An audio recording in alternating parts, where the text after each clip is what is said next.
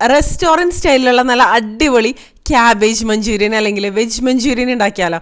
അപ്പോൾ അതിന് വേണ്ടിയിട്ട് ക്യാബേജ് ഇതുപോലെ നീളത്തിൽ മുറിച്ചെടുത്തിട്ടുണ്ട്. ഇതിലേക്ക് ഉപ്പിട്ട് കൊടുക്കുന്നുണ്ട്. അതുപോലെ ക്യാപ്സിക്കം ചേർക്കുന്നുണ്ട്. പിന്നെ ഗ്രേറ്റ് ചെയ്ത ക്യാരറ്റും കൂടെ ചേർത്തിട്ട് നന്നായിട്ടൊന്ന് മിക്സ് ചെയ്തിട്ട് ഒരു 5 മിനിറ്റ് നമുക്കിത് മാറ്റി വയ്ക്കാം കേട്ടോ. അപ്പോഴേക്കും ഇതിൻ്റെ ഉള്ളിലത്തെ ആ ഒരു വെള്ളമൊക്കെ അങ്ങോട്ട് പുറത്തോട്ട് വന്നിട്ടുണ്ടാവും. അപ്പോൾ നമുക്കിതൊന്ന് പിഴിഞ്ഞ് മാറ്റി വയ്ക്കാം. ഈ ഒരു വെള്ളം കൂടി എടുത്തു കഴിഞ്ഞിട്ടുണ്ടെങ്കിൽ പിന്നെ ഒരുപാട് പൊടികൾ നമുക്കിതിലേക്ക് ചേർത്ത് കൊടുക്കേണ്ടി വരും.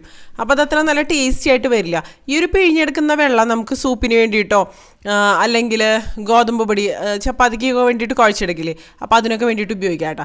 ഇനി ആ ഒരു പിഴിഞ്ഞെടുത്ത ആ ഒരു ക്യാബേജ് വെജിറ്റബിൾസിലേക്ക് ഒരു 1/4 കപ്പ് കോൺഫ്ലോർ, 2 ടേബിൾ സ്പൂൺ മൈദ, 1 ടീസ്പൂൺ കുരുമുളക് പൊടിയൊക്കെ ചേർത്തിട്ട് നന്നായിട്ടൊന്ന് മിക്സ് ചെയ്ത് കൊടുക്കുക. കൂടെ 1 ടീസ്പൂൺ മുളക് പൊടിയും കൂടെ ചേർക്കുന്നുണ്ട് കേട്ടോ. എല്ലാം കൂടെ ചേർത്ത് വെള്ളമൊന്നും ഇല്ലാതെ തന്നെ നമുക്ക് കുഴച്ചെടുക്കാം. നന്നായിട്ട് മിക്സ് ചെയ്തെടുക്കുമ്പോൾ തന്നെ നമുക്കത് ഉരുട്ടിയെടുക്കാൻ പറ്റുന്ന ഒരു പരുവത്തിലേക്ക് തന്നെ ആവും കേട്ടോ. ഇതുപോലെ ചെറിയ ചെറിയ ഉരുളകളാക്കിയിട്ട് നമുക്ക് മാറ്റി വയ്ക്കാം കേട്ടോ. എന്നിട്ട് പിന്നെ എല്ലാം കൂടെ നമുക്ക് ഫ്രൈ ചെയ്ത് എടുക്കാവുന്നതുള്ളൂ. കണ്ടോ, ഈ ഒരു രീതിയിൽ തന്നെ മാറിയിട്ടുണ്ട്. ഇനി നല്ല ചൂടായിട്ടുള്ള എണ്ണയിലേക്ക് ഇതിട്ടിട്ട് ഒരു മീഡിയം ഫ്ലെയിമിൽ വെച്ചിട്ട് നമുക്കിതൊന്ന് ഫ്രൈ ചെയ്തെടുക്കാം. നല്ല പോലെ തന്നെ കുക്കായിട്ട് വരട്ടെ കേട്ടോ.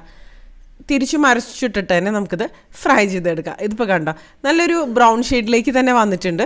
ഇത് മതി. ഇതെല്ലാം നമുക്ക് കോരി മാറ്റാം.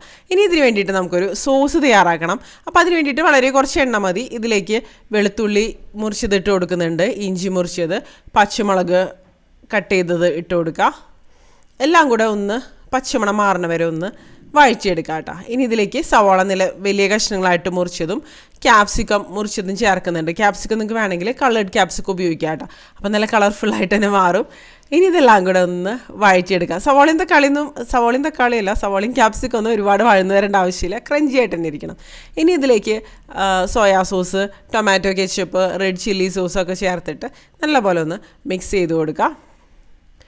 ഇനി ഇതിലേക്ക് ഗ്രേവിക്ക് ആവശ്യത്തിന് വേണ്ടിയിട്ട് കോൺഫ്ലോറാണ് ചേർത്ത് കൊടുക്കേണ്ടത്. അപ്പോൾ അതിന് മുമ്പായിട്ട് ഞാൻ ടേസ്റ്റ് ബാലൻസ് ചെയ്യാൻ വേണ്ടിയിട്ട് വിനാഗിരിയും കൂടെ ചേർത്ത് കൊടുക്കുന്നുണ്ട് കേട്ടോ. അപ്പോൾ ഇത് നമുക്ക് ഏത് രീതിയിൽ വേണമെങ്കിലും തയ്യാറാക്കാം. ഇതിപ്പോൾ ഞാൻ സെമി ഗ്രേവി ആയിട്ടാണ് തയ്യാറാക്കണത്.